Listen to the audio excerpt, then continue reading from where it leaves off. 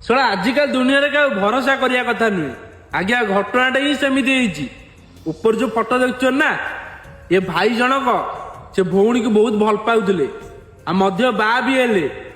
ଆଉ ସେ ଯାହାକୁ ଭଲ ପାଇକି ବାହା ହେଇଥିଲେ ସେ ଭଉଣୀଙ୍କର ଟିକେ ପାଠ ପଢିବା ଭଲ ହୁଏ ଆଉ ସେ ବହୁତ ପାଠ ପଢିବା ପାଇଁ ଆଗ୍ରହ, କିନ୍ତୁ ତାଙ୍କ ପାଖରେ ପଇସା ନଥିଲା।